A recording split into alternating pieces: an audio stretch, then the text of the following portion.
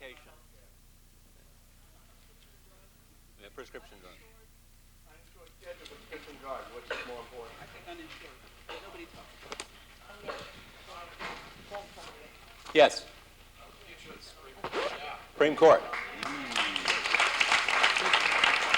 What? Leadership confidence. Yeah. Character.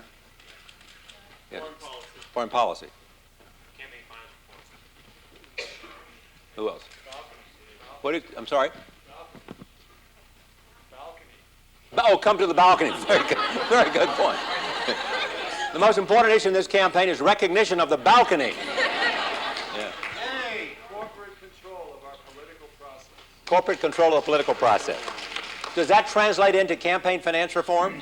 Public financing for public elections. Okay. Well, we heard a little bit about that last night. I mean, well, this is sort of part of what we want to do tonight. I'm sort of jumping in while we're waiting for this to do. I should just shut up. I've been told that a lot in my life, so I'll do that. But that's exactly the kind of thing we're going to get into, is the notion of what ought to be the agenda. And you heard people last night saying things like, well, the first thing I'm going to do, that's part of why we have all these smart people up here. 1 point for you.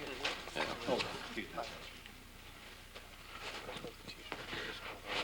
Okay. Right. Right.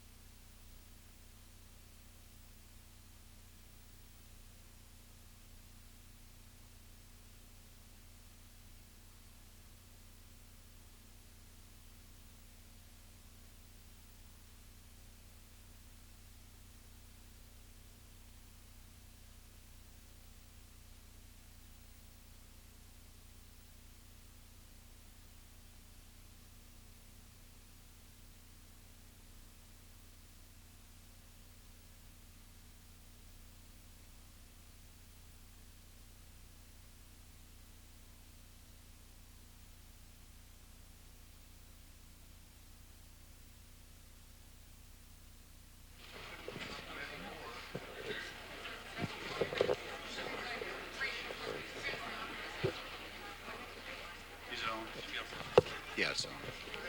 Y'all just tell me.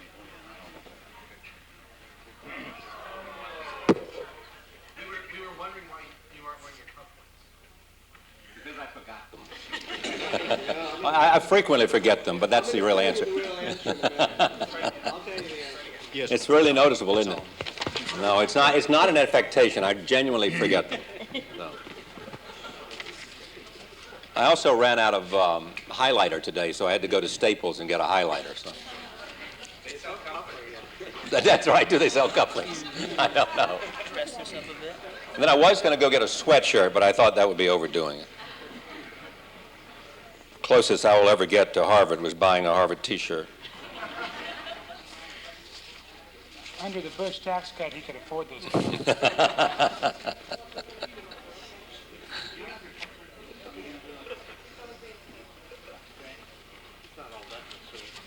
Can you buy? Am I interrupting? No, I'm fine. Now, by just looking at these four people up here, can you tell which ones are the lawyers?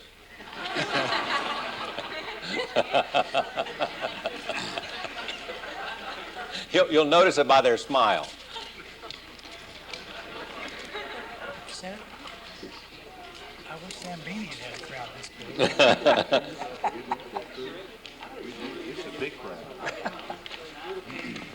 And which one do you think is a Harvard graduate? Just by looking at them. We're ready.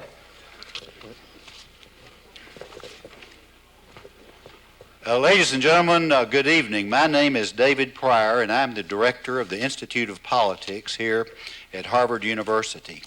In behalf of Harvard University and the John F. Kennedy School of Government, we want to welcome you this evening to this grand event here staged in the Institute of Politics and the Kennedy School of Government Forum.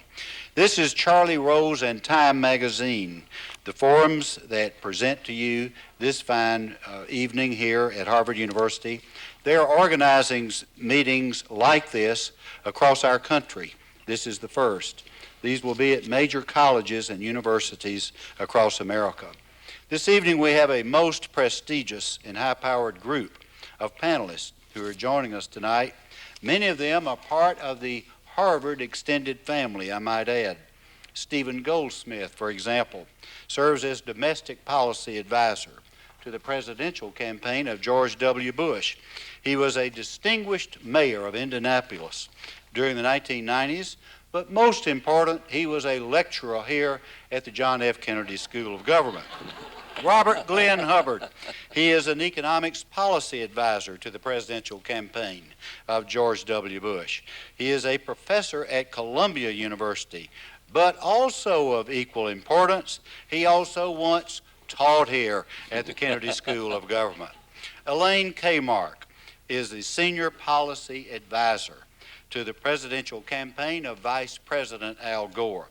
She served the Vice President in the White House, but most importantly, she is the professor here at the Kennedy School of Government, serves as the executive director of Visions of Governments for the 21st Century, a new research program in the Kennedy School.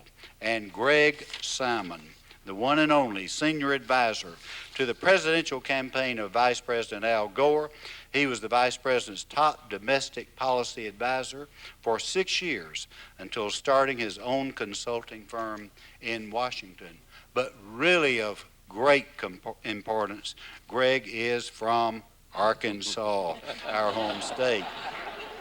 And by the way, you ought to hear this guy sing. He can really do it.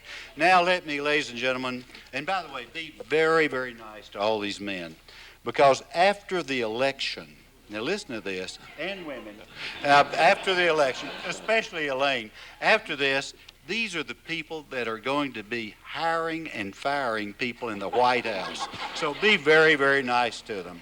I'd like to turn the program over now to Walter Isaacson, a Harvard graduate. He has been the managing editor of Time magazine since 1996.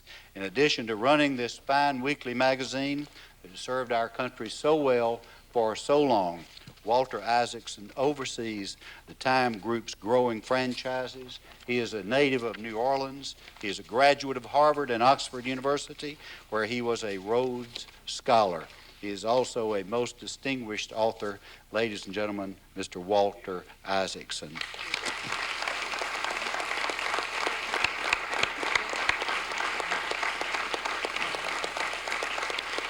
Thanks. There's another reason to be nice to the people on the panel, because the ones who don't win, instead of firing people in the White House, are going to be here at the Kennedy School as fellows. I have a really wonderful job here, which is we've worked at Time Magazine with Charlie Rose for the past 4 or 5 years now, doing shows like this, whether it's on the person of the century or the great issues of our time. And I do think that if I had to go over the list of things that makes my job at Time Magazine rewarding, it's sort of being the Ed McMahon to Charlie on various panels, and my job today is to introduce him. Since he doesn't, as the cliche goes, really need an introduction, since everybody watches this show, which is carried here in Boston at 11:30 p.m., right? I think so, yeah. Yeah, but it is. Charlie is far more than a journalist and far more than a television personality. Charlie is actually one of the foremost public intellectuals in America today.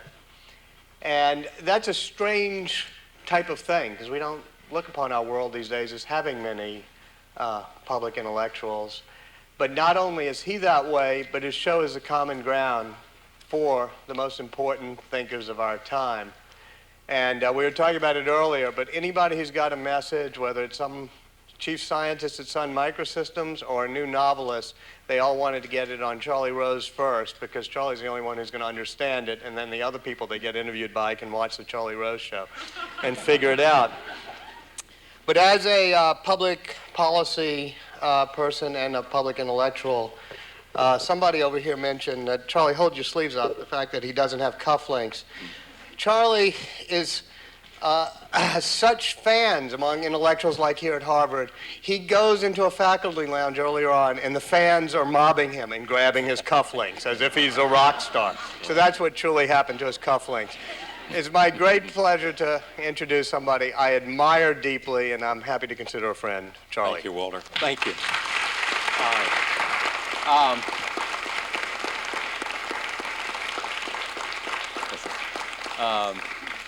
Thank you very much, Walter. He and I, all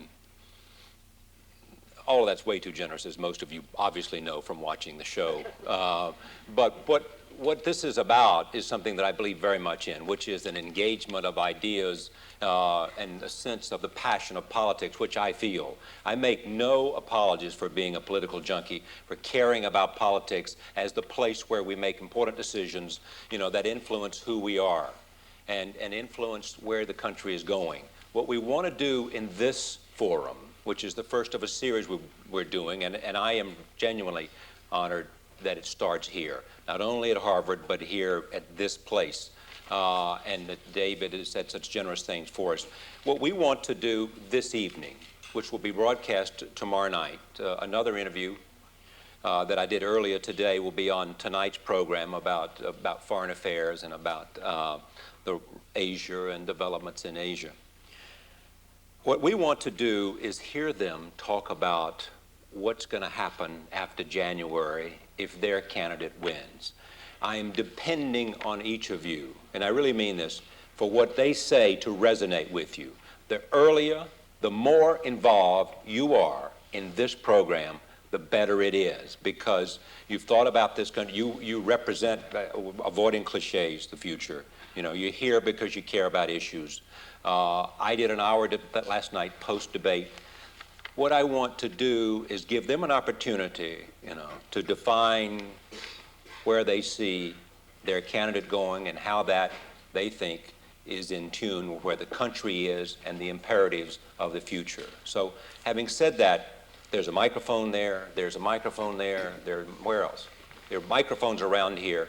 Let me raise your hand while we're having this conversation. We'll get it going for a while, and then I'll come to you. The title of this is Imagining the Future, Charlotte Rose and Time Magazine Forum. We've got 4 very smart people who are, in a sense, part of the conversation that takes place with the candidate, as they are defining whatever it is that they want to communicate with America as to why they should be given the awesome power of the White House and of the taking over the reins of government come January 2001. So that's what we want to talk about. I want you to have fun. I want you to enjoy this. I say that to all of them as well. I want it to be, a conversation. I want it to be a debate. I want it to be, a sense of connection and a sense of community about these important issues that we want to talk about. Having said that, thank you for coming. I learned this thing today, is that my life would be much easier if I would just move to Cambridge, and set up a television. David told me this, how many people come here, everybody that's coming to Harvard comes here to this forum. I could just sort of sit here and we wouldn't have to book anybody else. I'd let somebody else book them, David, and we'd sit here, and they'd come and I'd talk to them for 20 minutes. We'd let the guys in this audience, the people in this audience have at them, and that would be a great show. So I don't mean to give you a good idea, but that's a pretty good idea for the future. Walter, we should do this. We could take that out. Having said that, if somebody will show me a camera, I'll introduce this for the beginning of our taping. Let what they say resonate. Let me catch your eye. Walter is my co-anchor, co-host. He'll be doing the same thing. He and I will, in a sense, make this happen. I want them to interrupt each other. I want them to talk about, from the heart and from the brain, about what they think is important to say. This is an important election. It is a very close election. I don't know of anybody who can guarantee me what the results are going to be, because we've seen the twist and the turns so far. We now have had the debates. You'll begin to see by the nature of the paid advertisements where they think the important states are. We already know what many of them are. We'll find out why. No questions are off bounds. So the subject is imagining the future. We'll talk more about that. If Yvette, let me introduce you. This is my executive producer, Yvette Vega, right there. So you, Yay! if you like the show, she deserves the credit. So that's where I am? Okay. I got 10 seconds? Okay, ready.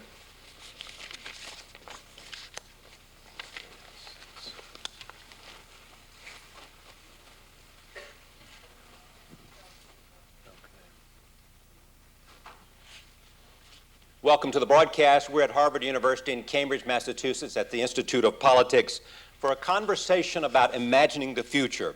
This is the first in a series of conversations that our program, in coordination and in association with Time Magazine, will present to you from universities around the country, talking about what we hope to be an engaged consideration of the most important issues facing this country.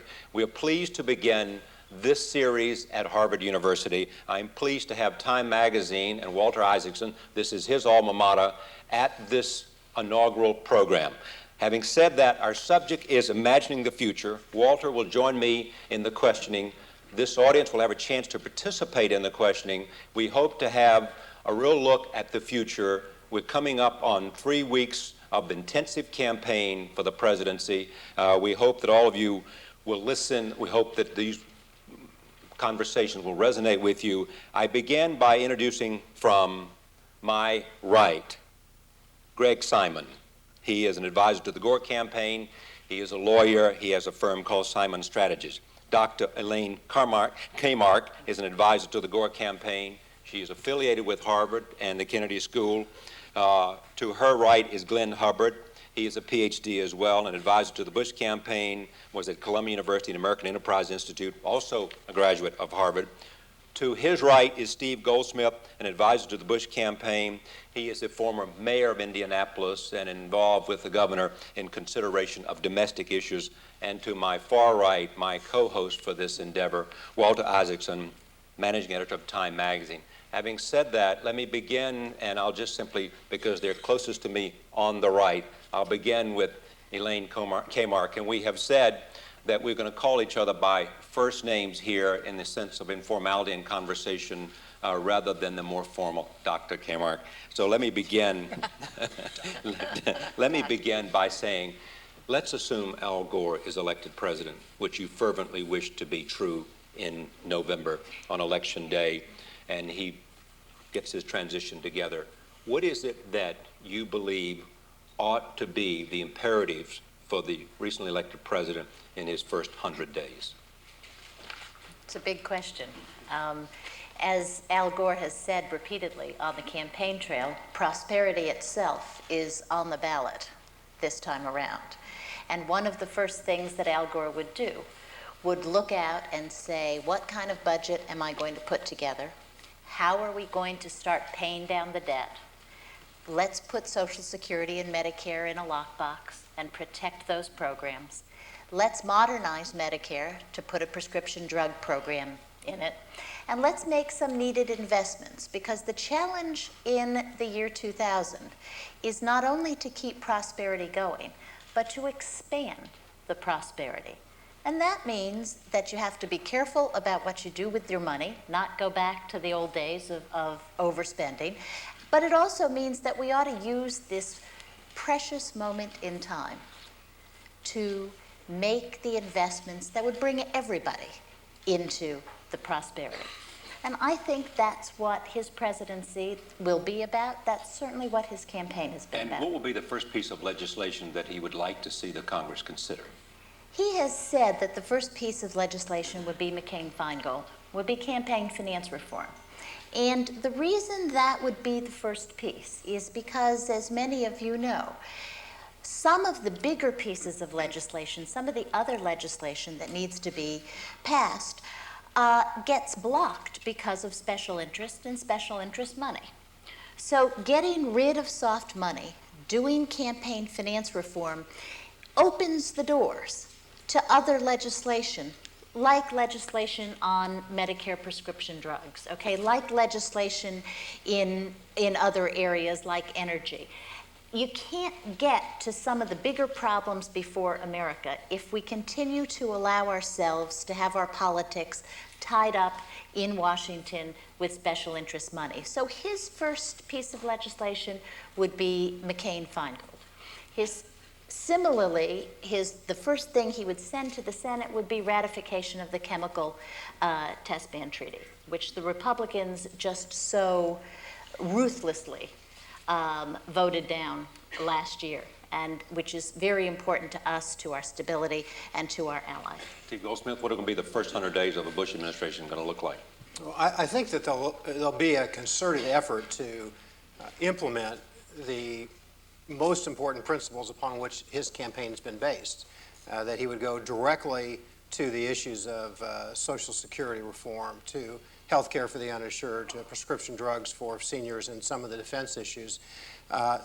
He would keep his eye on those large issues. Obviously, there's some strategic questions with respect to the Congress, but I believe he would immediately start on those high-level issues that he thinks is important and really form the basis not only of his campaign, but why he wants to be president. Glenn, let me turn to you and ask you to respond to Steve in a way, even though you're both on the same team, which is Steve doesn't mention the tax cut. Does that come second? Well, no, I think the governor, to actually pick up on a theme that Elaine started with, is very keen on policy packages that would help sustain the prosperity, which would include tax incentives for entrepreneurship and for economic growth, and incentives that would leave no one behind. Tax cuts for low-income households, education policy reform, and health reform. I'm talking about the across-the-board tax cut. Is that first? I think the across-the-board tax cut would be among the first pieces of legislation. I would step back and say that prior to sending legislation at all, I would expect to see the governor begin to build quickly the relationships with both parties in the Congress that he needs to get these key pieces of legislation through it. Mm-hmm. Go ahead. I was wondering if you feel that you can have a big tax cut like that and still protect Social Security, or whether it's an either or. No, you can't. In my view, the importance of the first 100 days is for the next president to show that he understands where we are in American history. We are facing the kind of decision that comes once per generation. This generation has the most phenomenal opportunity of having surplus budget, having the largest and best economy in our nation's history. And the question this generation has to answer is, what are we going to do to invest this moment in the future? And that is why Vice President Gore focuses not just on distributing money to the top 1%, as the Bush tax cut would do, because it is your money, but it's also your schools, it's your parents' prescription drug problems, it's your children's education, it's your college loans. These issues are part of the questions we have to answer. And you can't answer that question just by taking this surplus, which I remind you we don't even have yet, and promising it away to the richest Americans without first articulating a vision of where we are in American history and what we're going to do for the next generation by the decisions we make today. What happens if there's a recession? What happens if the economy goes sour? How does that change your priorities in terms of what you want to do for the first 100 days? That's the point. Right now what we have is a letter from Ed McMahon saying that you may have won several $1 trillion. Okay? And if we don't win that $1 trillion, it would be a disaster economically if in the first year of the next administration we spend trillions of it in a tax cut that's based on lowering tax rates and find ourselves broke when we go to fix our schools, fix our health care, protect Social Security and Medicare. That's why Vice President Gore isn't promising people money if he's elected. He's promising them investments. Why? Because the best antidote to that kind of a recession is investment in education, in health care, in children. That's what makes the economy work. Healthy children who learn, who get good jobs, who promote the economy, generations taking care of their parents, healthcare costs coming down, foreign policy being competently executed. That's what makes prosperity. It's not something that just comes around like the weather. I think Glenn wanted to get in here. I think we have a clear difference here in both economics and arithmetic. Let me just go through them. The Bush plan would allocate about a fourth of the projected surpluses to tax reductions. Only about a fifth of that fourth would go to the highest, the top 1% of the income distribution. Vice President Gore spends more than the on-budget surplus, according to estimates from nonpartisan authorities. According to the Vice President's own estimates on his own website, he spends more than the Bush tax cut over the same period. The Social Security plan of Governor Bush is designed to put Social Security on firm footing for the future. The Vice President's plan is really an accounting game that we could talk about it if you want. We're getting into a lot of campaign speeches here. I was just wondering if we could, focus on bouncing some questions back and forth. You say the Social Security puts it on a sound footing, but part of it is taking whatever chunk it is, let's not dispute the numbers, and allowing that to be invested privately by the individual, which is fine. Exactly. That requires money to be used from the surplus in order to fund current Social Security. Is that right? Well, let's start again. We have a projected Social Security surplus. Some of those funds would be allocated to individuals for individual accounts, which would be their personal investments in Social Security. There is no problem with paying the benefits to today's seniors in that plan whatsoever. The higher rates of return that younger Americans are then going to get on those private accounts make possible better future returns in Social Security. Without those reforms, let's be absolutely clear, benefits will have to be cut or payroll taxes will have to be raised. Elaine, did you want to? Let me jump in on that, because We'll let Greg do this. this is a question about how we govern. Social Security is a river. It is not a reservoir. It flows. The money you pay this month is paid out next month. To your grandmother. To your grandmother. That's what's going on. It's not right? something you that pay sits it, there. your grandmother gets it.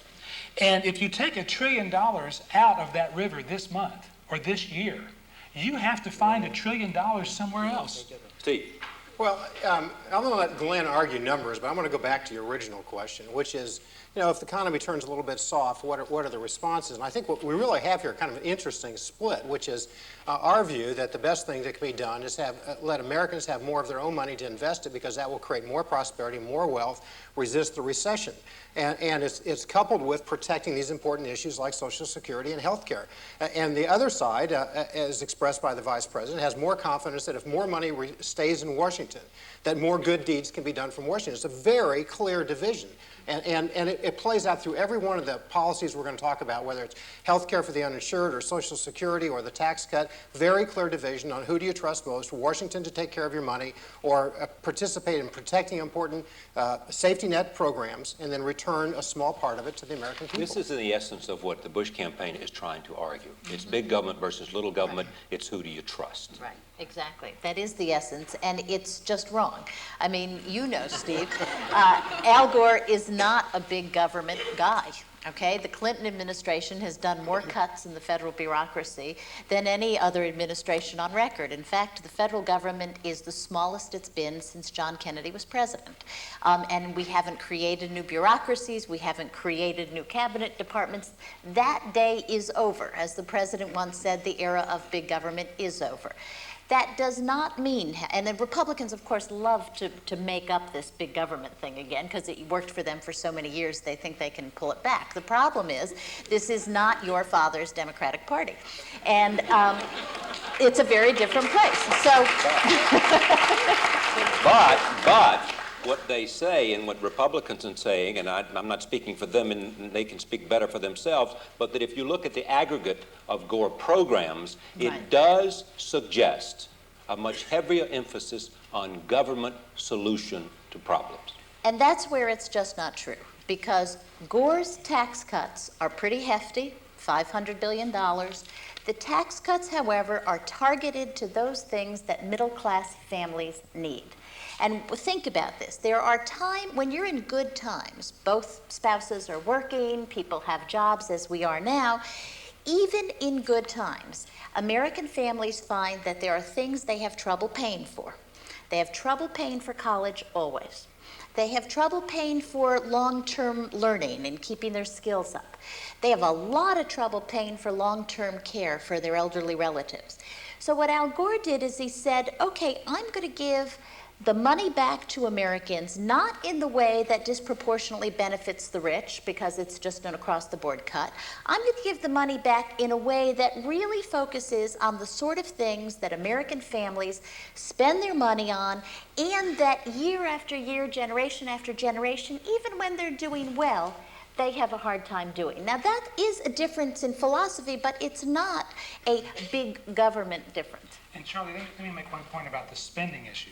For every dollar that Al Gore spends on social spending, and that includes education, health care, he spends $2 to reduce our national debt. Yes, it's the people's surplus, but it's also the people's debt. And I love it when we say, where do you get that $1 trillion? And they always say, well, that doesn't really matter. We can borrow it later.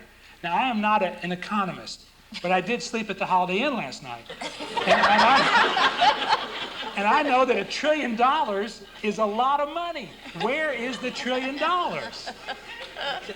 I mean, I think Elaine nicely teed up both spending and tax conversation. On the spending front, the Committee for Responsible Federal Budget issued a press release today, nonpartisan group, including Democrats and Republicans, arguing this is the greatest spending increase or proposed spending increase since the Great Society. If you look at the numbers available to you from the Gore website on the spending programs, you will find that they total more than the Bush tax cut. On the issue of taxes, we have a very big difference in philosophy here. The Vice President is indeed proposing tax cuts for some middle Americans. There are 29, at my count at least, targeted tax credits. If you behave in way A, B, C, or D, maybe you'll get a tax cut. That's a philosophical difference from an across-the-board tax cut. Give us an example of that. What do you mean? Who is a targeted tax cut beneficiary? Well, a targeted tax cut would be a tax cut for doing a particular activity. You take care of an elderly parent, or you have a child in school, as opposed to an across-the-board tax cut. Elaine's quite right. This is a philosophical difference between the two campaigns. Do you accept that as a philosophical difference? Yeah, absolutely. And we think this is fairer. We think this is actually more in tune with what Americans need right now. And also, our tax cuts all end at a certain income level. Okay, our tax cuts are gone if you're well-to-do, because our tax cuts are focused on families that need tax cuts, and that's what we think we should do with the budget. That's why we have money to pay down the debt, and they don't. Well, go ahead.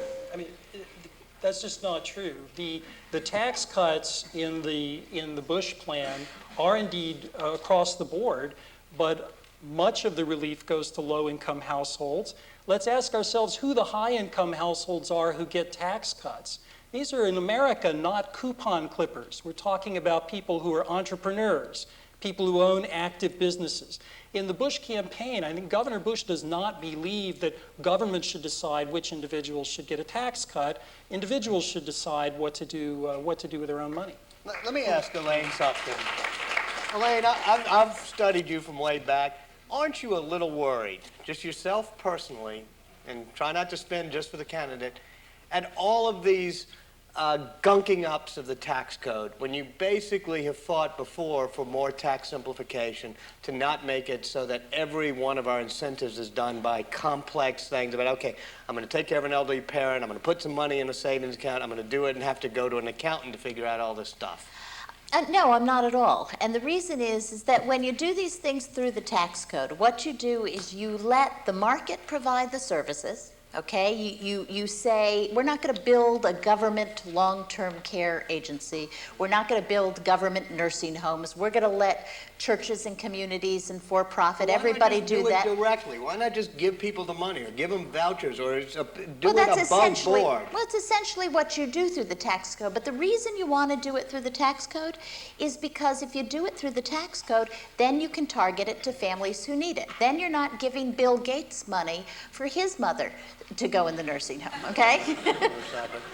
Well, but I mean, if this the whole discussion is really a very interesting one, and it plays out in areas other than the tax issue. I mean, the tax issue is one candidate has carefully, politically targeted tax cuts that incent certain types of activity.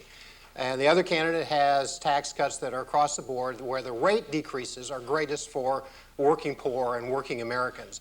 But it also plays out in other areas. Should seniors have the right to buy their own insurance policies with government subsidies for prescription drugs?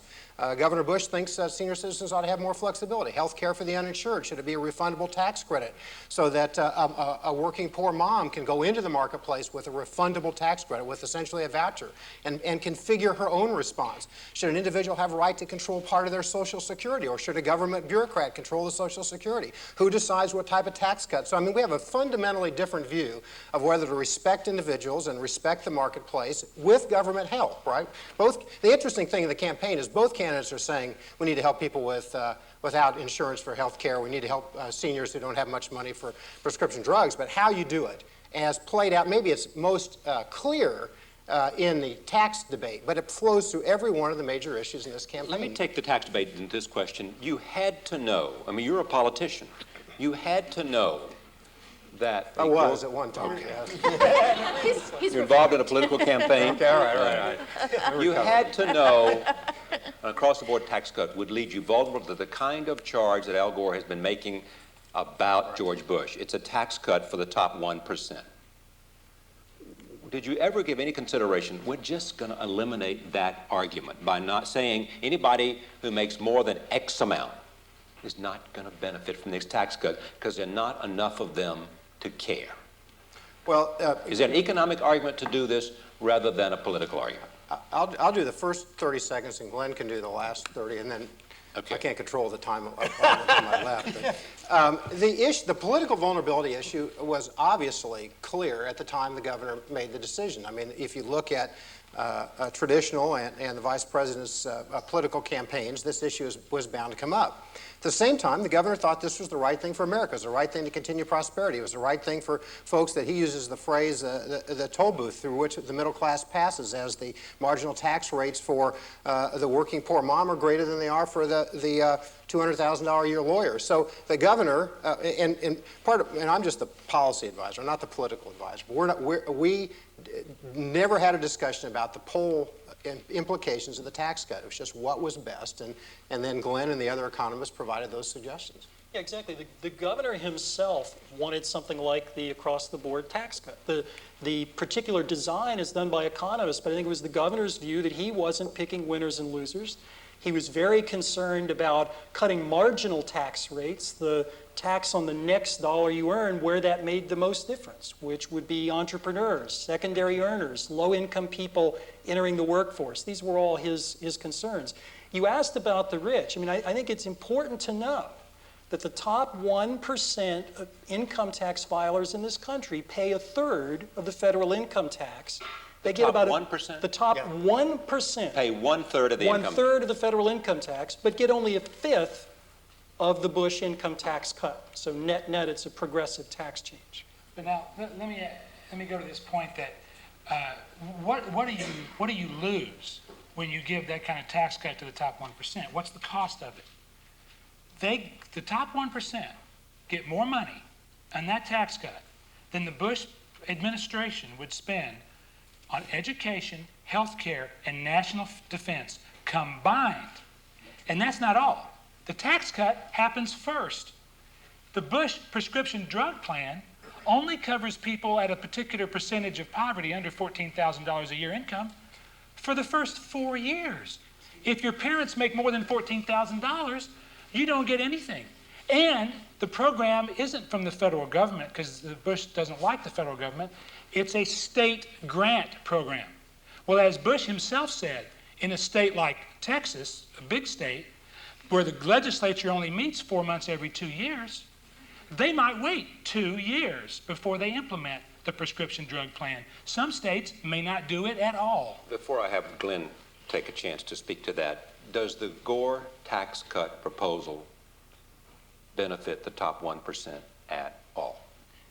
By keeping the economy healthy, it benefits the top 1%. They get no tax benefit They get from no, your They they get tax get cut no proposal. direct tax benefit, but by paying down the debt, because Al Gore can pay down the debt, those people who are in the top 1%, who are creating jobs and investing in entrepreneurs, they get low long-term interest rates. All right, I want to come And down to that's paying down what the helps debt them. as a next subject, but go ahead, Glenn. Speak to the issue of On- the top 1%, which Well, Al Gore again, hammered out in the first debate. Well, the comparison here on spending is, again, where we have to actually look at the real numbers. The real numbers are that Governor Bush has proposed spending increases in excess of twice the amount of the tax cut for the top 1%.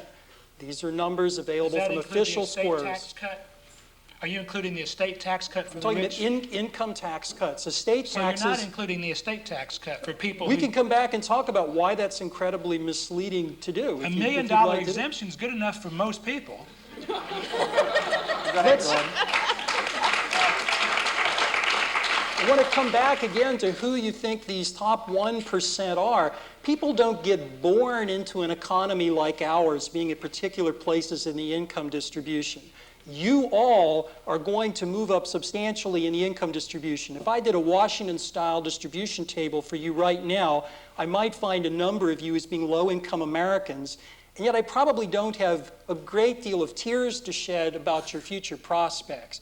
We have to remember that as we age, as our prospects improve, we have to think about our economy in a dynamic sense. So I think you want to be careful about who you mislabel in the top 1%. I would like to come back to the debt issue, but you were... Come Well, back actually, I was to going to ask on the debt issue. Do you think paying down the debt is one of the most important things you can do to keep the economy prosperous and to keep interest rates low? I think paying down the debt is incredibly important, and it's important to know, again, the numbers here. I won't give you a litany of numbers, I'll promise, but I will give you an outline.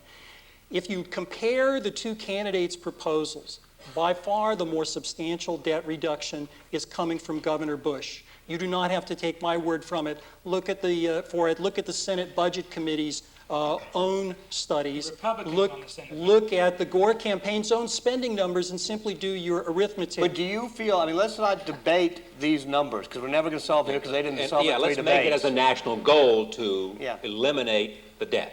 Actually, Where do you both, put that as a priority both over campaign- the next, what is it, 12 years? yeah, both campaigns are actually quite similar over the longer period about the role for debt reduction. There's less in the Gore campaign proposals, as I said. That's just not true. It's In the, just not yeah, I Like an echo in here. That sounded pretty rehearsed. It was in unison. It had to be rehearsed, you know? mean, no, it was really accidental. Paul Wait, Krugman, if explain you to me, want by the way, You'll have your chance to do it. That's not true. It's just not true. Paul Krugman has made a living the last 6 months pointing out the difference between these budgets. They say they want to pay down the national debt, and yet Martin Feldstein wrote in the paper that their Social Security plan is to go ahead and let it go broke by giving the $1 trillion into the stock market and then borrow for the first time ever to fund Social All Security. right, let them speak for themselves. How high a priority and how significant is it in the Bush economic plan to eliminate the national debt? The governor believes that bigger government, bigger percentage of the GNP is inconsistent with maintaining and developing prosperity, and that the tax cuts and programs he's developed will cause the economy to expand at a faster rate and therefore have a beneficial effect on all of these issues, including the debt reduction. And that bigger government, continuing bigger government, as Glenn has described, will be inconsistent with maintaining the rate of prosperity or even increasing it. Now, the interesting thing about that argument is your own party in the House of Representatives has continuously failed to enact these large tax cuts. They won't enact a large tax cut. They don't think that this argument works, and neither does Alan Greenspan. So you don't have to listen to Al Gore if you're worried about that. There's lots of other people who don't think this is important for growth. Glenn. There's too much there to leave alone. I'm sorry. I think one of the reasons the Republicans in the Congress have had difficulty with broad-based tax cut is there's no presidential leadership for that. There certainly would be presidential leadership for a tax cut. That's right. In a Bush administration. There's been no presidential As- leadership for that tax As cut. to no. what Alan Greenspan says, he's not here, so we can all speak for him and interpret him. My reading of what Chairman Greenspan said quite clearly is that given the political economy of the situation he sees, he would prefer tax cuts to spending reductions, in particular, to spending increases, in particular because spending increases are so hard to pull back. They're usually changes in entitlements. Since when did the Democrats, by the way, become that passionate about getting rid of the debt? After the last 8 years, because the Democratic Party in the last 8 years learned a big lesson. And the lesson was that if you were fiscally prudent, you could, in fact, make the kinds of investments that Democrats have traditionally wanted to make. That was a big change for our party. We saw it happen. We saw poverty drop. But you had to make choices at the beginning of the Clinton administration. We had to make very tough choices. Tough choices before, in order to balance a budget. Absolutely. But we have seen unparalleled decreases in poverty in the last 8 years, poverty among African Americans and Hispanics. Everything has been going in the right direction, and we think that we've learned something about governing. Let me raise an issue, turn this around. Where is the Bush commitment to campaign finance reform as a central issue for the future of the country in terms of the politics and in terms of other issues? Right. That as long as there is a system that exists the way it does, no matter what a president wants, he's going to run into. Well, I guess we'll share this one too, because Glenn's kind of nudging me. But let me start with saying, sitting next to an economist, I'm just, just the mayor. I don't believe, and the governor fervently does not believe, that you have to start with campaign finance reform before you can do anything else major for the country. I mean, Elaine's opening comment was interesting. It's not the governor's view. He would go straight to the issues, and rather the other issues, the Social Security, health care for the uninsured, prescription drugs. Secondly, we do have... the governor doesn't even support McCain-Feingold. Well, he doesn't support McCain-Feingold as it was previously introduced. The problem, what the governor supports is instant reporting. He supports outlawing soft money that is taken involuntarily by corporations or labor unions. And he supports other limits. But what the governor does support is the First Amendment. And so long as the Sierra Club or Christian Coalition or others have unlimited amounts of money to spend, you can't restrict those groups and what they spend. There's a First Amendment. So he will take campaign finance reform as far as he can without intruding on the First Amendment. All right, I want to take some questions from the audience. So if you'll let me capture your attention, we will take some questions for you. So I saw some people over here. We'll take some questions from you in just a moment. Okay. Let me, while you're trying to find somebody, Elaine talked about the prosperity over the past 8 years. Tell me what you think are the reasons for the prosperity over the past 8 years. The entrepreneurial spirit of the American public and its citizens, that we have a sustained period of prosperity. There's no doubt about it. So you don't believe that deficit reduction helped?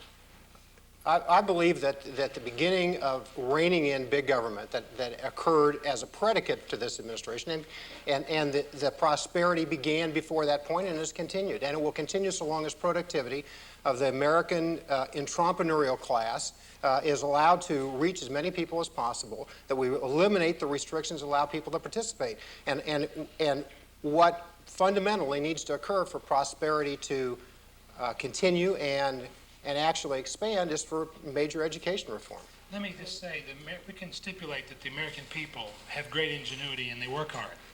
But they didn't just go stupid during the last administration to cause a recession. Oh, yeah, but we came out of the recession.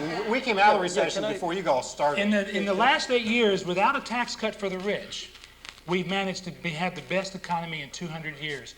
Because we brought down the debt, and because we invested in our people, we made Medicare solvent for 26 more years. And I'm sorry, but you can't tell me that Wall Street, after we signed the $500 billion deficit reduction and interest rates dropped, you can't find me a broker who said, I think interest rates dropped because of what President Bush did 2 years ago. That's just not how it works. Yeah, I think it's really important to understand that the seeds of deficit reduction in the U.S. have been from the phenomenal economic expansion in the U.S. And that economic expansion is old. There was a very minor recession in 1991, but by and large, we have been looking at an 18-year boom in the United States economy. What sustained that boom? Several things. One is very responsible monetary policy by the Federal Reserve Board. We've seen low inflation and steadily low inflation in the United States. Deregulation and tax cuts in the 1980s. But in the early played a part of that boom, the Reagan administration and Bush administration did not reduce deficits. That's right. I'm saying what drove the seed to deficit reduction in the late 1990s was the cumulative effect of very prominent economic growth in our I think country. Charlie's now found some questions. Well, we have lots of people here standing there. I want to get them involved. But let me, while you stand there, let me get this question in about another pressing domestic issue. The Bush campaign is on the air with lots of commercials talk about an education recession, looking at the condition of education in America. Does that concern you? What's the difference in the philosophy, and how will public education, creative looks at what can be done about education, be different between a Bush administration and a Gore administration? Well, the big difference is that Al Gore believes in accountability for results. So he believes in testing students and testing teachers and having rigorous tests throughout to see how our schools and teachers are doing. But he also believes that accountability without investment is likely to give you nothing, that you have to do two things simultaneously. You have to do accountability and you have to make new investments. Tell me what Vice President Gore thinks is wrong with American education. What's the problem? Because if you measure it in comparison with lots of other places, we have fallen behind. There's a lot Yes? of things wrong. Yes, absolutely. There's a lot of things wrong. One of them is our classrooms are too big. Our teachers don't get the training that they need.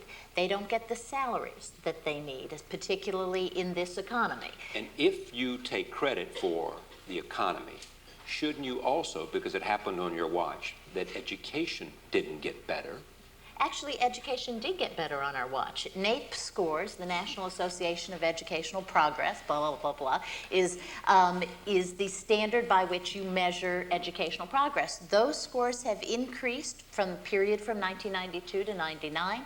They've also increased for low-income and African-American and Hispanic students. So the myth of an education recession, I think, was cleverly made up by Governor Bush's ad men because there wasn't a real recession, so they had to make up some other kind of recession. Well, I know you're trying to call him this gentleman, but I mean, Yeah, go ahead. this is kind of An issue that resonates with you? it's an act of provocation. Let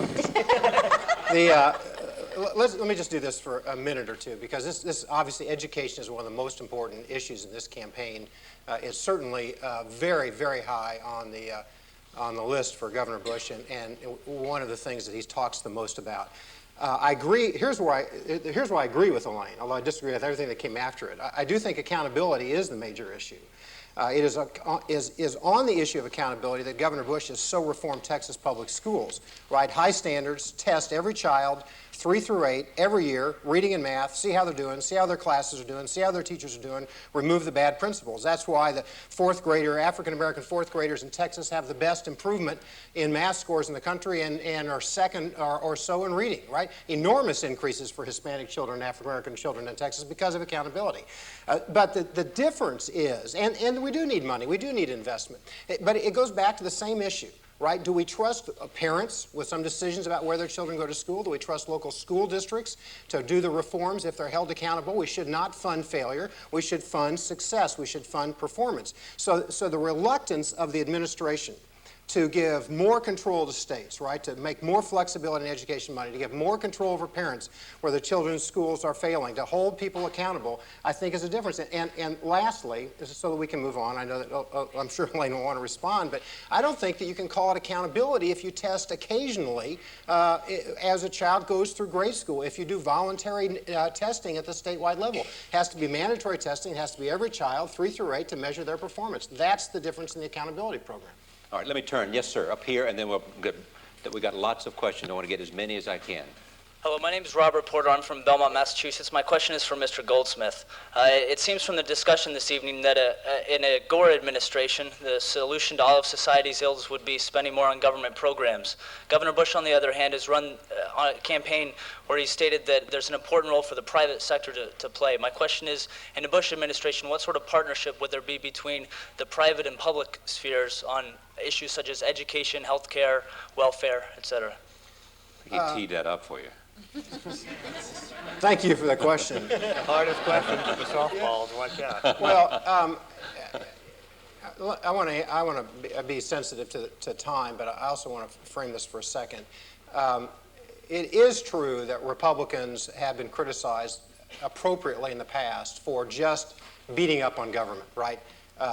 Education, the Department of Education is bad, eliminate the Department of Education, therefore education will get good. That sort of logic. And it doesn't follow. It does follow that big government has problems, but it doesn't follow that just eliminating big government makes everything kind of bounce back and be in good order. And the reason that the governor uses the themes of compassionate conservatism is because he believes there's a role for government in funding problems, in solving the problems of people prosperity is left behind, so that children who come from poor backgrounds can get better education, so that folks without health care for the uninsured can get help, et cetera, right? So the role of the government is to fund those programs. It's to allow for money to go to the waitress who's uninsured so she can buy her health insurance product. It's to fund immediately, not later, low-income seniors so they can buy an insurance policy that covers their prescription drugs. It's to say, look, there ought to be more money to fund Title I programs for low-income children, but they ought to have more authority over how they use that money. Now, so that's one role for the government.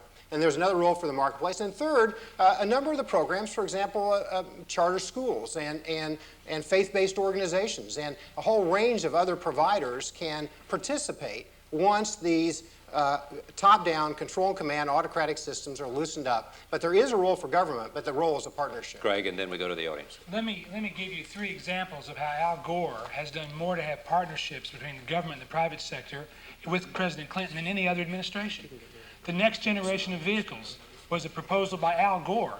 He brought the top 3 automakers into his office and said, we can't get by on improving mileage per gallon 1/10 of a mile. Let's triple it. And now Detroit is starting to make and market hybrid fuel cell cars that will get 80 miles a gallon. That was a public-private partnership. When he said we ought to wire every classroom to the internet, the first time he gave that speech, he gave it to a bunch of business people and said it is our job together. And it wasn't a government program, it was a voluntary program. The government pitched in money later, but NetDay and the E-rate, these are partnerships between the government and the private sector. So I don't want you to go away with the idea that Gore thinks it's the government's job. He's been the one bringing the partnership together. He has a record here that is stellar. Yes, sir. Yes, my name is David Silver. I was a teacher in Oakland, California, and in Compton, California for Teach for America. My question relates to 2 things. Both of you have discussed the idea of expanding opportunity and sort of making sure that all Americans get opportunity and leaving no children behind.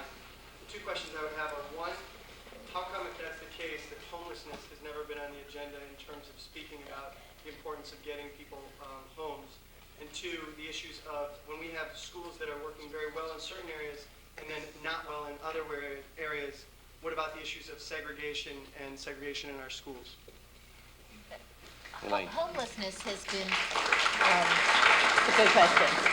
Homelessness has very much been on the agenda for the last 8 years. And in fact, when Clinton and Gore came into office and Al Gore started looking at every cabinet agency for how they could do things better, one of the agencies they looked at was HUD, the Department of Housing and Urban Development.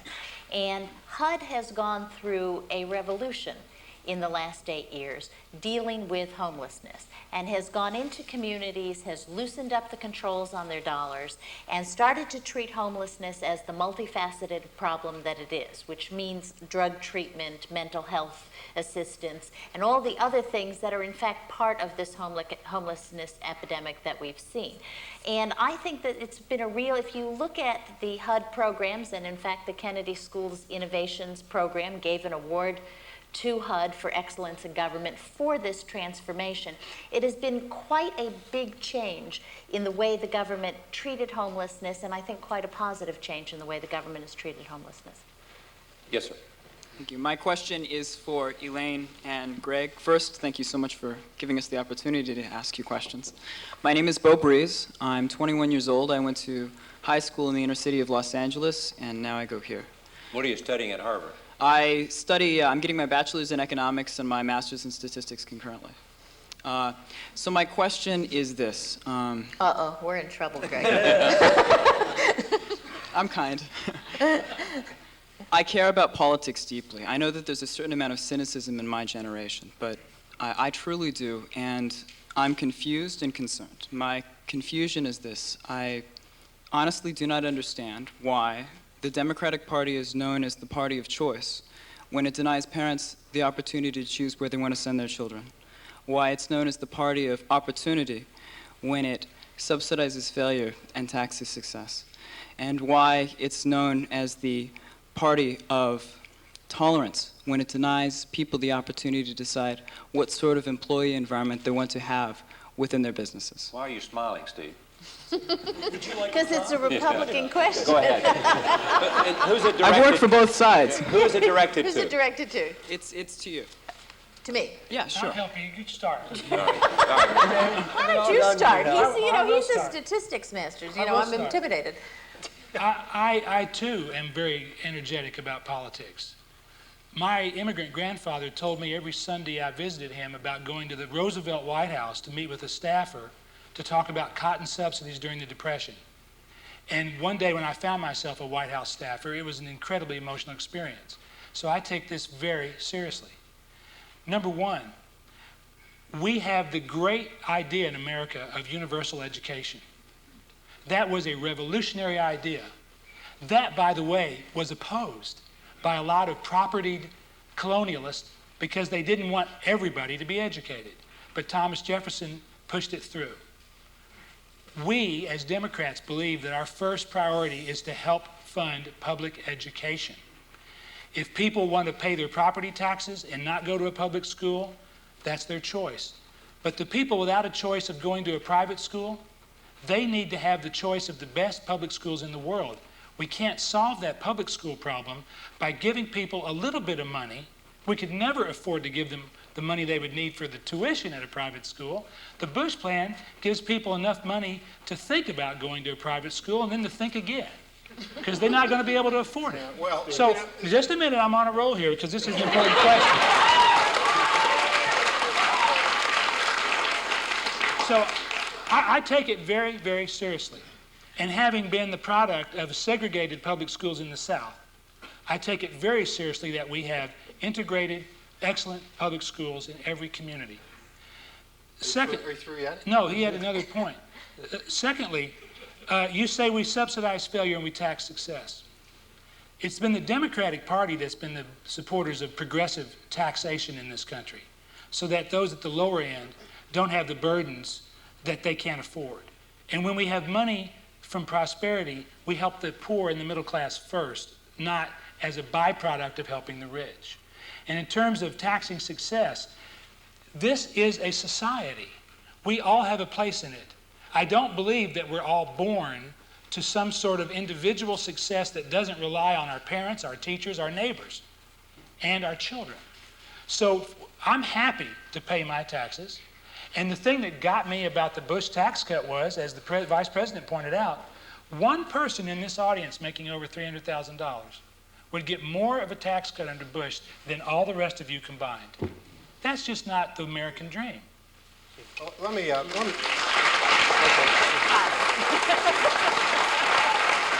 I knew you were ready for this. Let me talk about your education question for a second.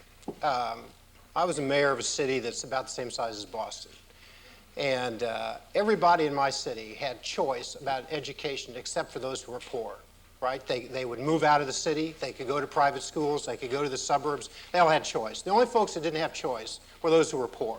And they were told to go to a particular school. Now, we need to do everything we can to make that public school as good as it can be, right? Hold the people accountable, test the kids, remove the principals, do all the rest of that. And that's what Governor Bush is for. But what he said is if that school continues to fail year after year, then those parents ought to have choices, just like other parents do. Their kids shouldn't be trapped in the system. Their kids shouldn't be deprived of an opportunity for the future.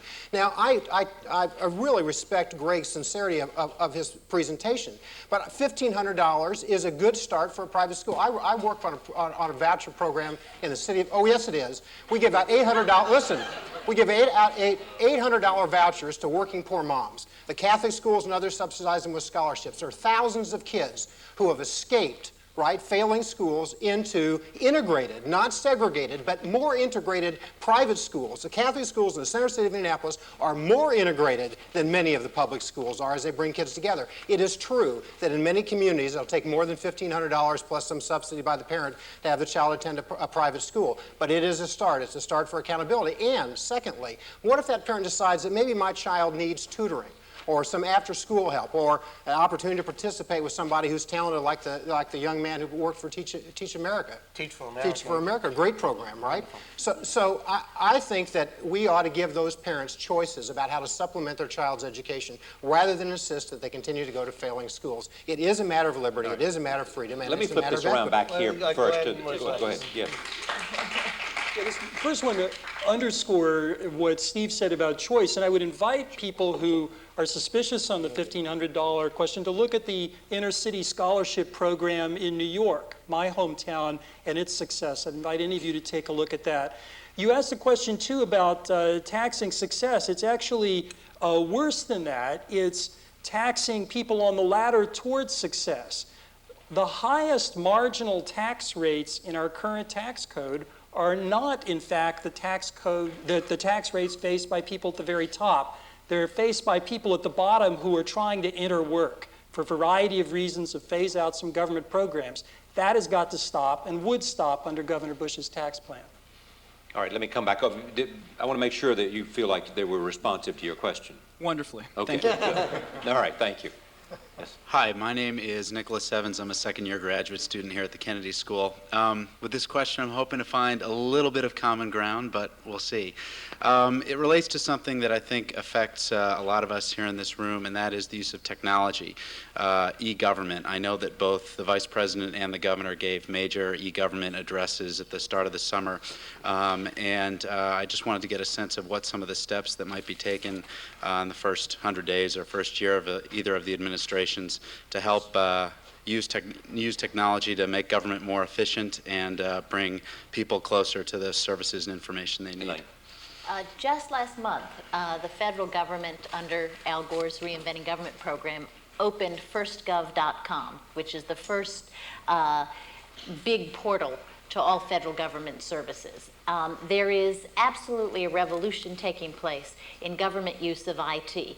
Government is, let's face it, behind the private sector in using IT. But one of the reasons that we know that we can keep budgets balanced in the future and improve the level of quality customer service to the citizens is because government is now on the verge of entering full-time into the information technology revolution. So you see this at the federal level. You see it extensively at state and local government levels, where all of a sudden there's companies, cities putting driver's licenses online, property taxes online, et cetera. You know, Steve does this for a living. Yeah. This is his new job, which is, why don't you give, you're too shy to give a plug for it. He has a .com company. So, avoiding the opportunity to actually have a commercial here, let me, I in large part agree with Elaine, obviously. There has been some good work in the federal government. There's been a huge number of things that are now happening really in the last 18 months at the state level. I think the way to maybe just put it together in kind of an interesting way is that what this revolution will do is radically change the relationship between citizens and their government, because it will allow citizens to directly interact with their government on their terms, where they want, how they want it. And it will create a personalized relationship. You only have to receive and do with your government what you want and the way you want to do it. So as one of the opportunities for everybody in the room who's at the Kennedy School, right, is that so many middle managers are going to leave government over the next 5 years. So that creates both a recruiting issue, but it also creates an opportunity to totally change the way government works by using e-government, replace the middle layers of bureaucracy, empower the workers who are there, and actually give more authority to citizens at the same time. It's really remarkable. What do we mean by e-government? I mean that online, doing whatever, Internet. and you shouldn't have to. If you want to get a license, or you want to hike in a national park, or you want to find out how to do something, it shouldn't be up to you to figure out which government bureau to go to, right? You should just go do it. Is this one of the things I want to get to at some point in this conversation is to sort of to look to the future and to ask ourselves, how well is government responding to the imperatives? Government as either a changed element or a changed stimulus, not necessarily doing itself. And one of the questions, if you admit that, as you said, government is behind in terms of technology, and the private sector is out there on the cutting edge, right, is this a place that somebody ought to be creative about promoting private-public partnership, even using tax incentives if necessary? Sure. Do we have those proposals from the respective camps? In fact, those are ongoing. I mean, those are actually happening. There are very few major e-government projects going on, either federal, state, or local, that are not, in fact, public-private partnerships, because so much of the advanced technology is in the private sector. The government needs to get it.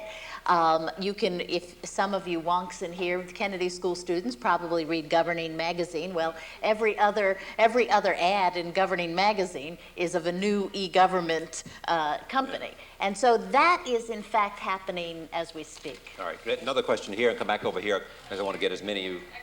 Oh, look at, my goodness. Oh, it's funny. I promise you I'll come up there. I promise you you're next, but go ahead. Promise.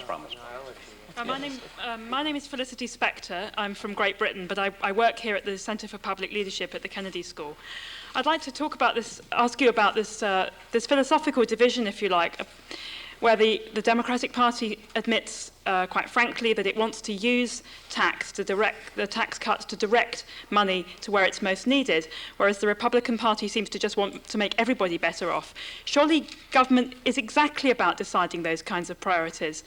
And how can you possibly claim to be compassionate conservatives when you don't seem to believe in using the resources of government to address the massive disparity between rich and poor in this country?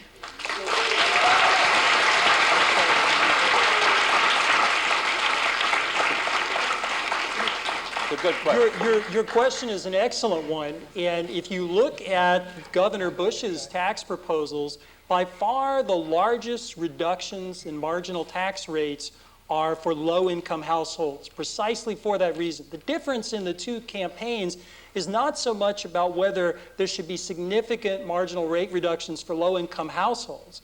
The question is whether the government should decide among households in a given income group who gets a tax cut and who doesn't. Governor Bush believes that is not an appropriate decision for government. You have put your finger on exactly the right difference. But be clear, the largest marginal rate reductions in the Bush plan are for low-income households. Let me agree with him for a minute. Let's take that premise, just for a minute. Let's take that premise. It's too good to be true. You don't even last. It's not going to last. To govern is to choose. That is the basic principle of governing. When George Bush says it's not his to choose, it's just his to spend, then what he's really choosing is that let's so assume for the moment that the poorest in America get a good tax cut from Bush. And then what? Right? Does their school get more investment? Do their parents get a prescription drug benefit in the first year? Yes. Does the environment get better? Do we have somebody in place who really understands foreign policy? Or have we just spent the money? That's a bit out of the blue. Yep. Glenn. Yeah, I mean, just to come back to your question again, it's important to realize that the largest cuts are at the bottom. And go to your point about targeted tax credits. There's a lot of discussion as if targeted tax credits aren't harmful. They're just an alternative choice for tax policy. They're not. Targeted tax credits are very unfair. It creates a situation where a person and her neighbor otherwise very similar, wind up with very different tax treatments simply because of individual decisions. They're also extremely inefficient. That is, they can create a situation where as I get a raise, say of 5% on my job, I lose one of these credits, and it creates very high marginal tax rates on work.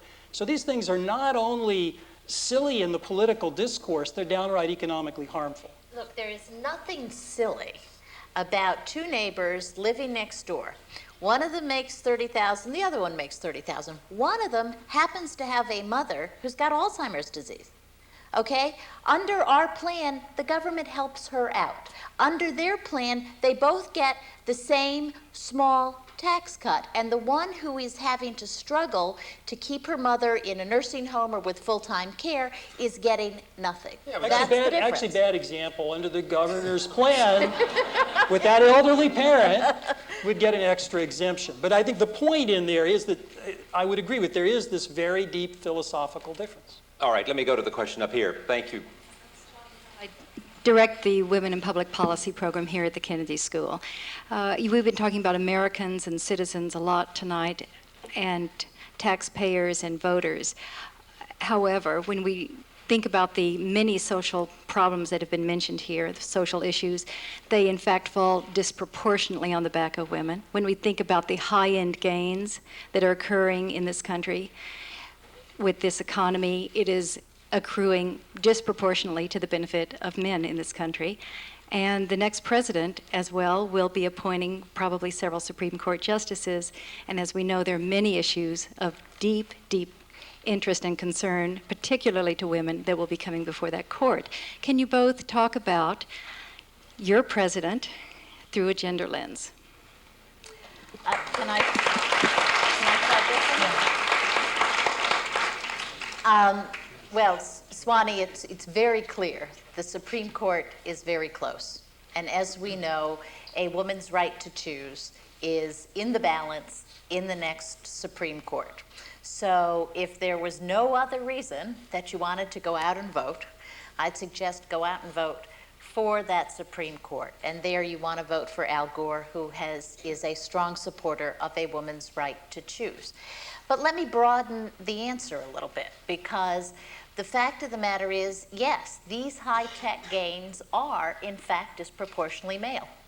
And one of the things that Al Gore has been terribly concerned with is closing the digital divide in all of its manifestations, in its racial manifestations, in its social class manifestations, and in its gender manifestations.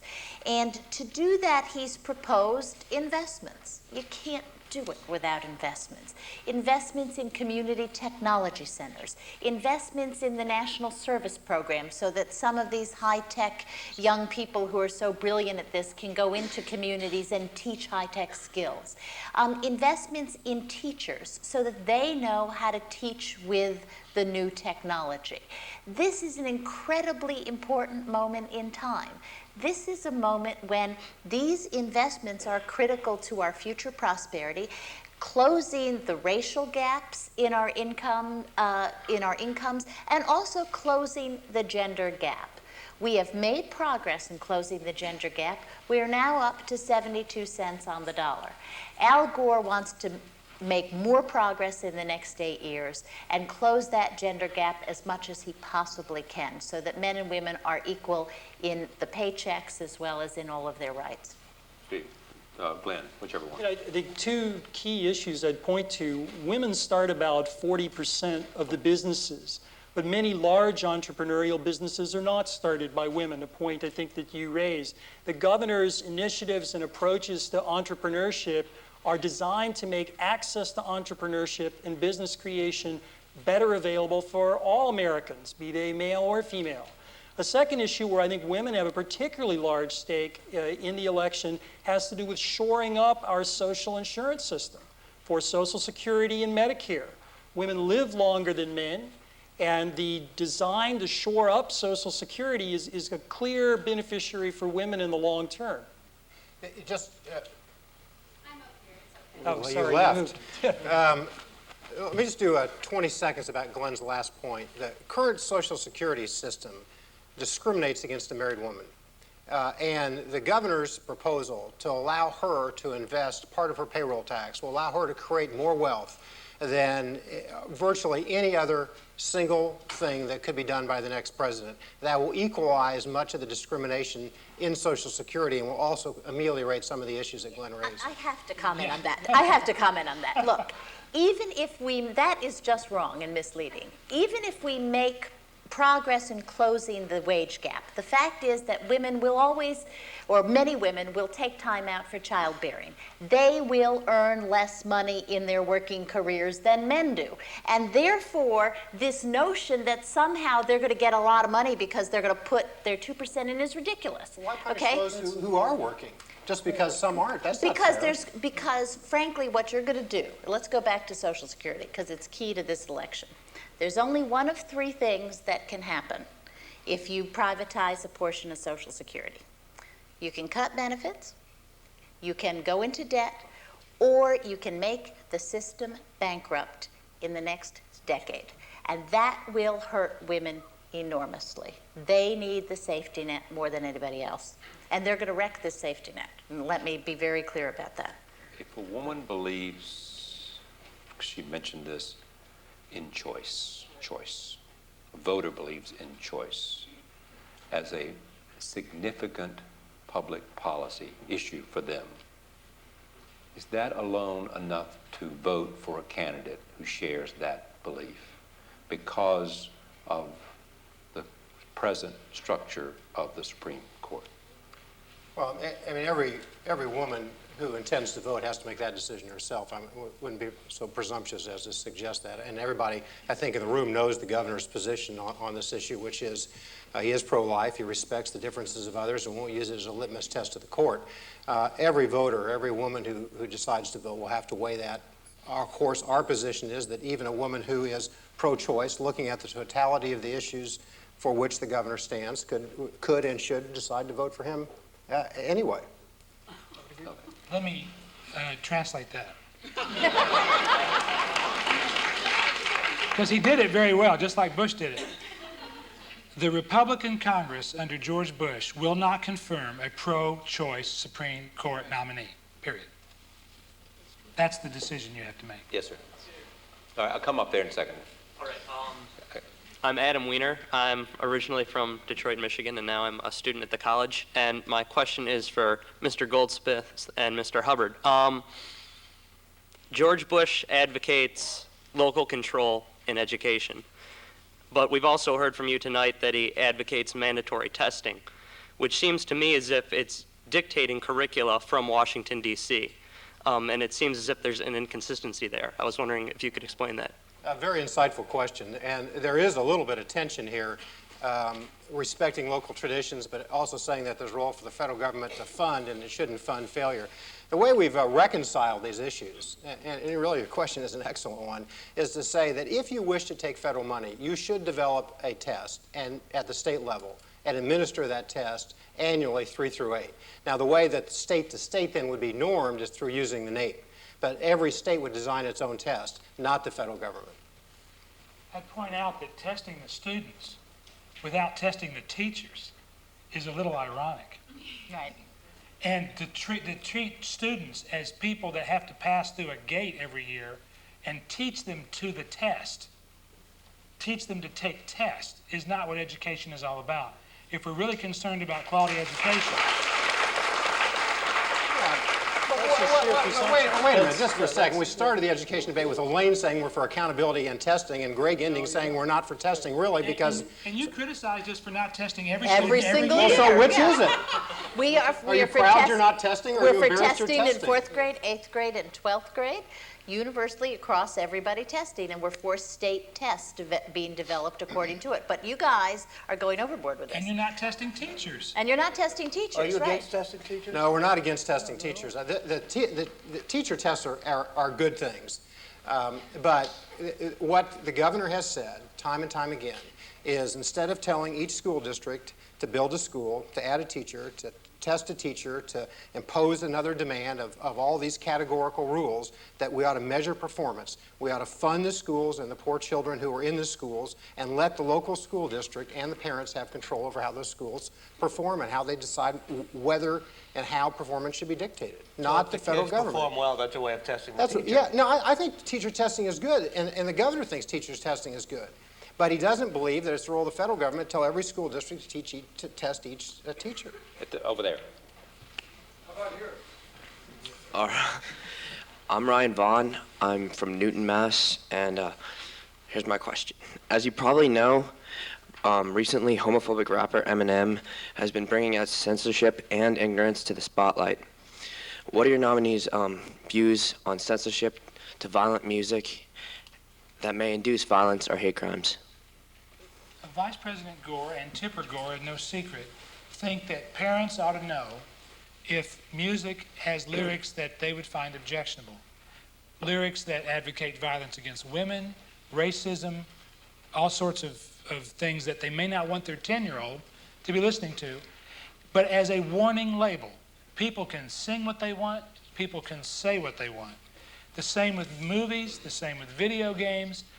You have the First Amendment right to be as obnoxious as you want. But parents and citizens have a right to know what's in the package. Just like you want to know that the meat's been tested and the produce is not being used with illegal pesticides, we make people label that.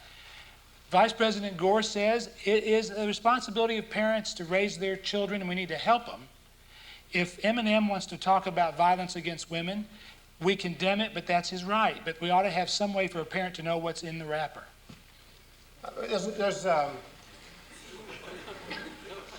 This is awful stuff. I mean, having spent 12 years prosecuting domestic violence and similar situations, just awful stuff, whether it's against women or African Americans or folks who are gay or whatever the case may be. There can't be censorship. And so obviously labeling is important. Asking the record industry to be held more accountable and self-police itself is certainly appropriate. I think some distance, if you will, between the president or the next president and those who produce that music would be helpful as well. And we ought to, as a civilized society, we ought to condemn it, even though we can't censor it. Up here. Thanks, Charlie. I see up on the screen that the title of this event tonight is Imagining the Future with a Bush or Gore Administration. And as a prelude to my question, I'd just like to show you the back of my T-shirt.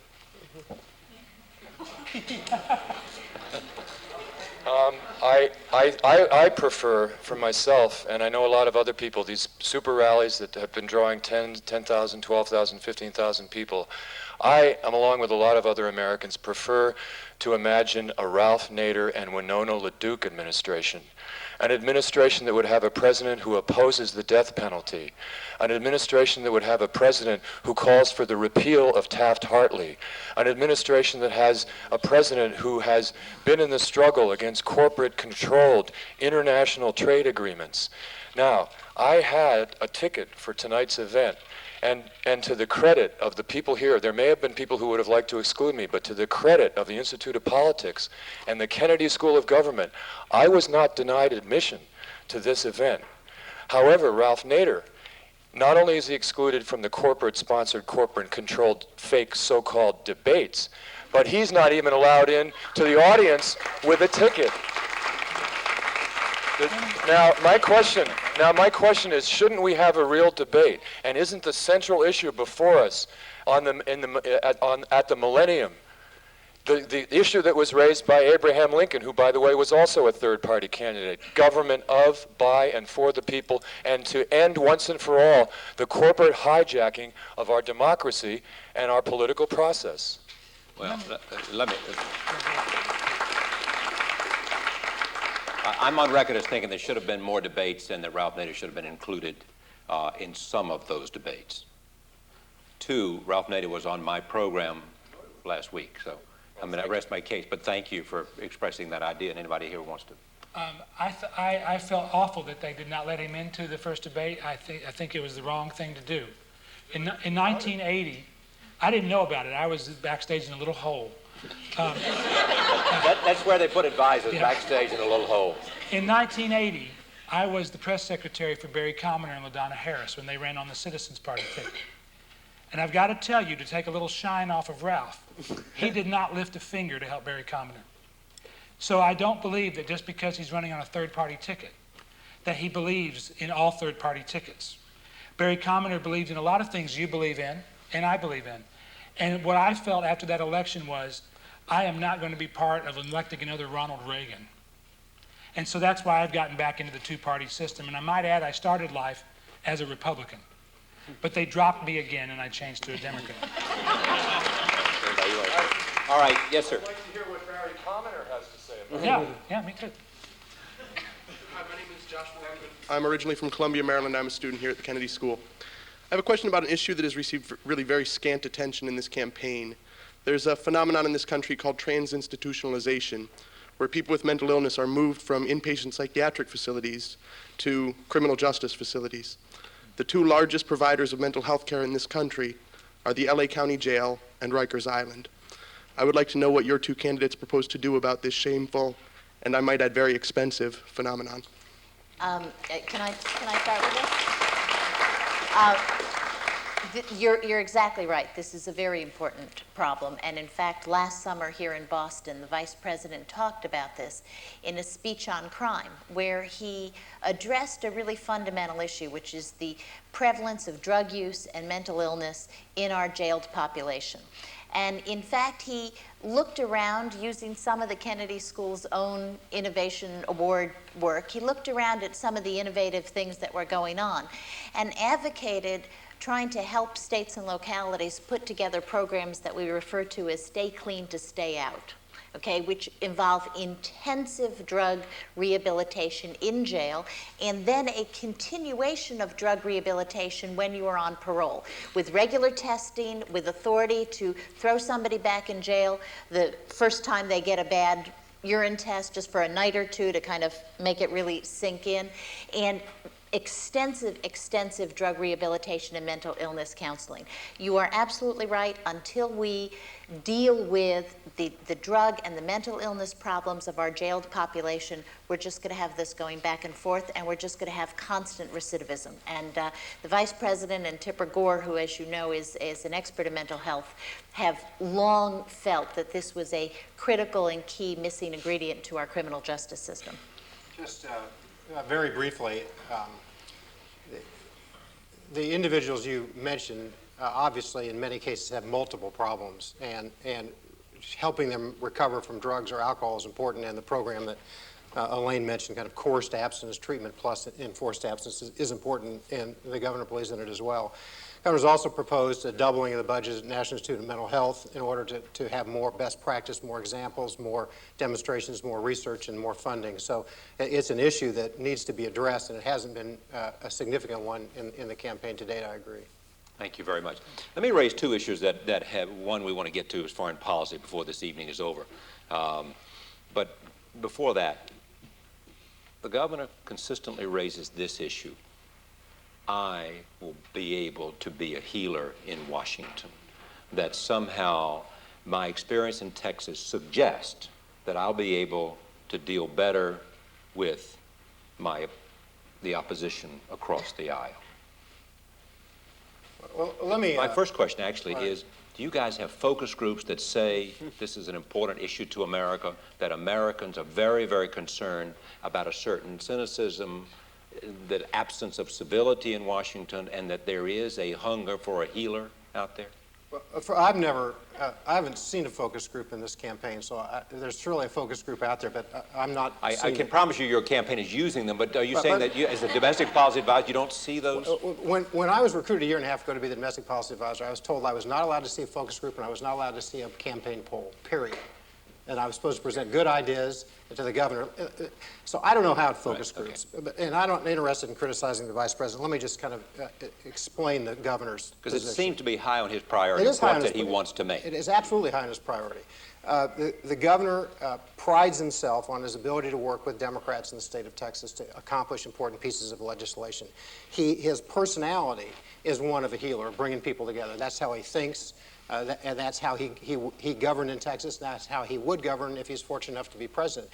He also believes it's consistent with changing a tone in Washington. Whether you cast blame on the administration or the Republicans in Congress, I mean, I don't think that's a constructive thing to do either way. The answer is that parties have to come together to accomplish goals, and the governor believes very deeply that he has done that in Texas and that he would do that in Washington, and that would change the tone of Washington. Is George Bush better able to do this than the vice president? Well, let me 2 points. Number one, the reason the vice president of the United States is from the same party as the president is because when our founders created it that the runner-up would be vice president, the acrimony between the vice president and the president was so great, they decided to separate them, okay?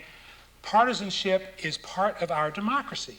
I wonder at people who say, well, I don't want these people arguing in Washington. There's a lot to argue about. We have very different views about the future of the country. Now, after the Democrats passed the Budget Reduction Act in '93, all the other major achievements of the Clinton administration were bipartisan. Telecommunications Act, reinventing government, foreign policy decisions, all sorts of things were together.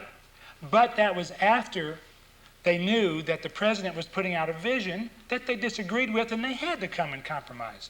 Al Gore has been part of working on compromises since he worked with Reagan on nuclear disarmament, with the Bush administration on global warming, and with the Congress on environmental issues, technology issues, all sorts of things. But I don't believe that George Bush can stand up and say that Dick Armey and Tom DeLay and Jesse Helms and Strom Thurmond and Dan Burton are going to become pussycats because he's the president of the United States.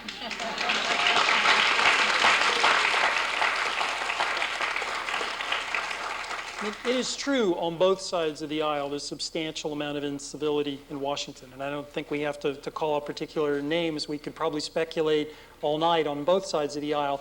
But I have to tell you that I agree very much with what Greg says, that compromise is important. You know, bipartisan is okay, but we have to have attention in Washington. That's part of what our system is about. The question is how we bring tensions together. There are issues out there that are important to all of us. An example would be health care for the uninsured, where there is substantial common ground in a policy sense on people on both sides of the aisle. But what is missing is somebody to bring people together. That's, I think, what Governor Bush means. It's not the idea that people will suddenly change their stripes and advocate policies they never have before, but where there's common ground, an actual leader will bring people together. If there is an incivility in Washington today, how did we get there? Those guys. Go ahead, up the top, where you've been waiting patiently, and then over here, and then come back here. Yes, sir. My name is Diego. I'm originally from Mexico, but I did study Catholic school in San Diego. My question is regarding the internet. Now, it's been largely basically ignored for the last 8 years. I mean, there's various facts out there that say the internet's one of the biggest causes for the great boom that everybody's talking about right now, and not so much any kind of fiscal policy. My question is regarding how far each one of these parties would go to regulate it. In the sense that Napster was trying to be regulated because it had a central head. Well, there are other programs out there like Nutella, which have no central head. They're practically sentient. And to be able to regulate those programs would be that the big government would have to go into other people's computers. I want to know how far this government, these governments are going to go to regulate the government in copyright infringements, freedom of speech, or any other. Where are the limits of the United States in the internet if it's a worldwide issue? That's what I want to know. Let me put a finer point on that, which is, would you be for or against Napster? Do you think it's in violation of intellectual property rights? Well, this is the internet guy in this team. When you say for or against Napster, Napster itself is still evolving. We have. You know what I mean? Well, I'm not sure they know what you mean. I'm sure they do. The copyright. They're almost as smart as we are. And are we in favor? Are we in favor of people being able to make millions of copies of an artist's work without paying him? That's No. what I mean. Yeah. No. Is that automatically what Napster is about? Not necessarily. They have started to offer to buy or to pay for license fees the way MP3 did. I think there's a huge opportunity for technologies like Napster, working with the copyright industry, and remember, copyright is protected by the Constitution, to come up with compromises because technology cannot be stopped. But you cannot abrogate the Constitution just because you have technological advances. So, yes, artists should be paid for their work. If they want to give it away, they can, but we shouldn't take it from them. And surely, if we can come up with a technology like Napster, we can come up with a philosophy that makes it work. I think your question raises a couple of excellent points. One, we want to be very careful about extending existing regulation to the internet before we think first. We should be very careful not to tax access to the internet. On the issue of Napster or file sharing, I think the governor's position was very close to what Greg outlined. You have to have rewards for innovation, whether it's in the music business, whether it's in the publishing business, whether it's in the motion picture business. I think what's healthy about developments like Napster is that it forces existing groups, the RIAA in the industry you mentioned, or the publishing industry, or the motion picture industry, to think hard about new technologies, and that's all to the good. But we have to be very careful still about people's property rights. Glenn, has the Clinton-Gore administration pushed antitrust too far in pursuing the Microsoft case as firmly as they have, assuming you're not going to be Attorney General and you don't have to recuse yourself here? I don't think I would be Attorney General.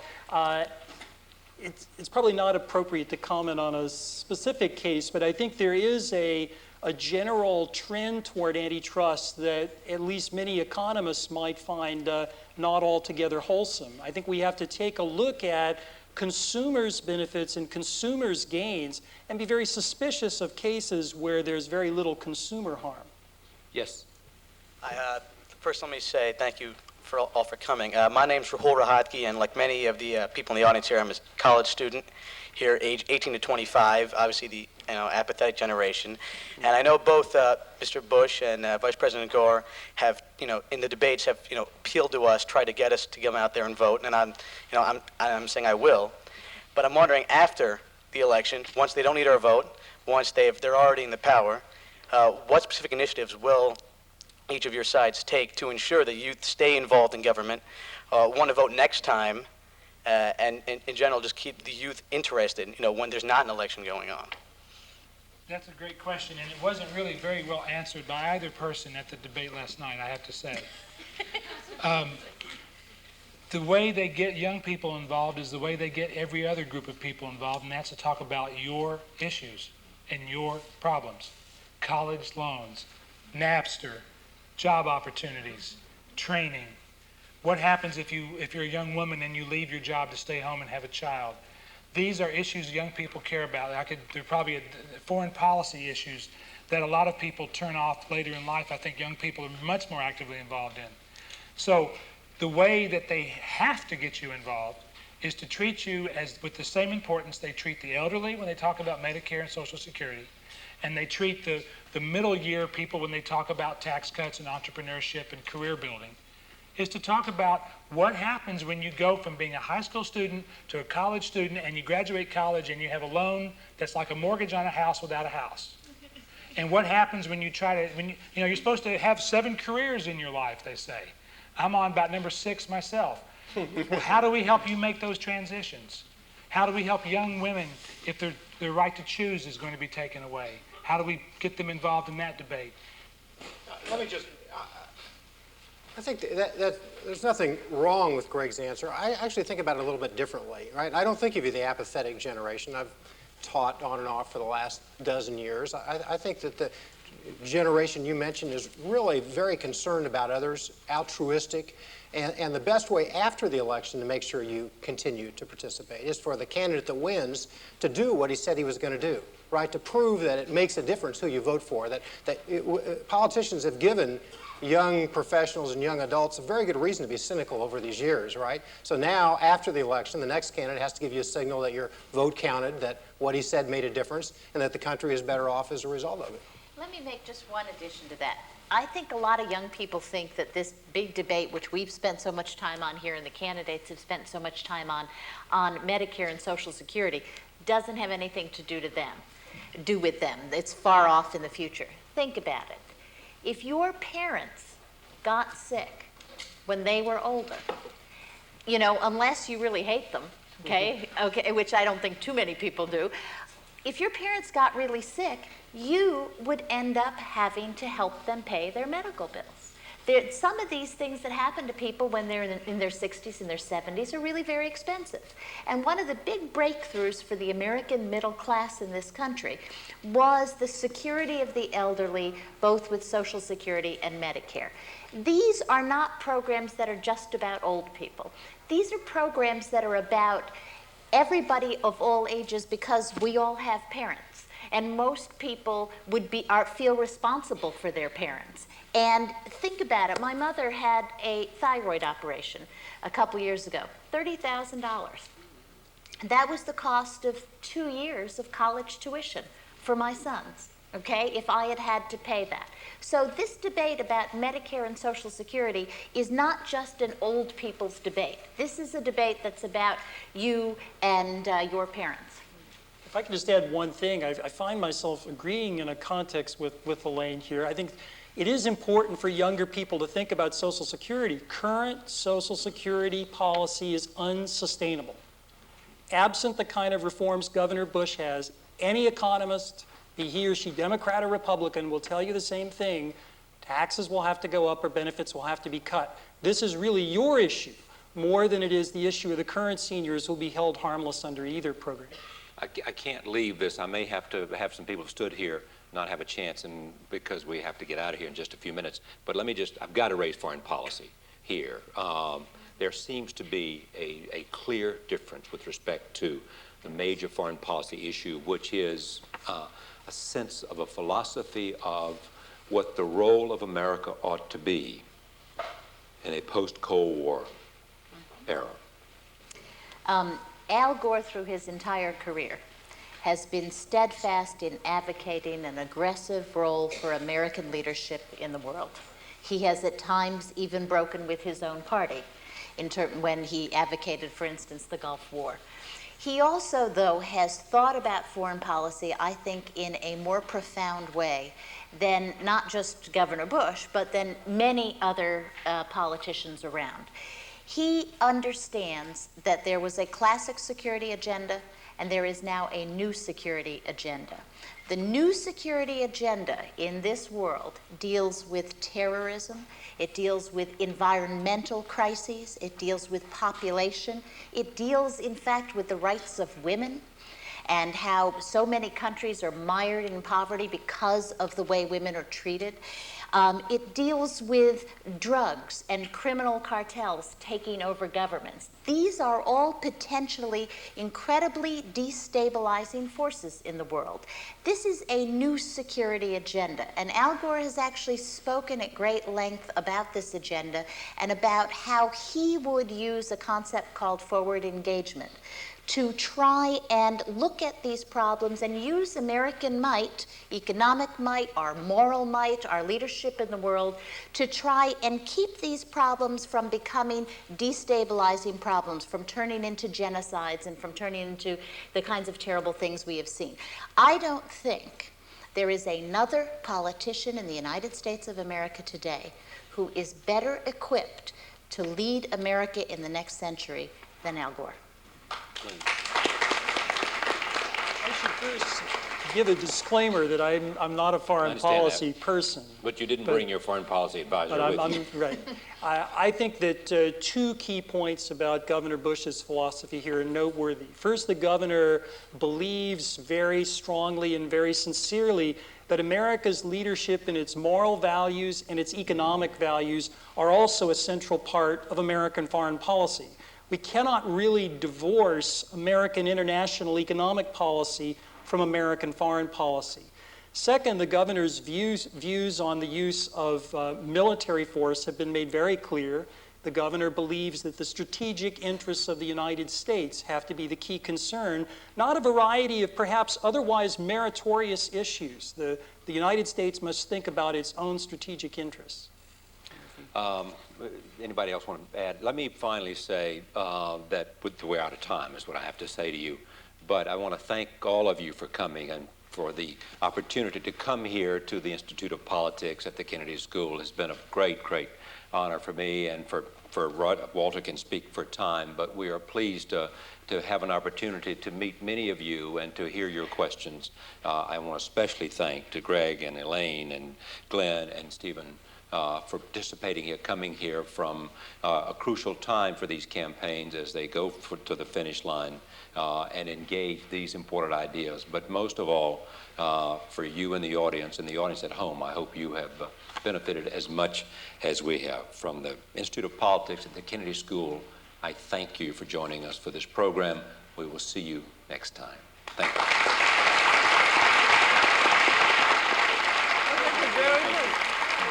Yeah.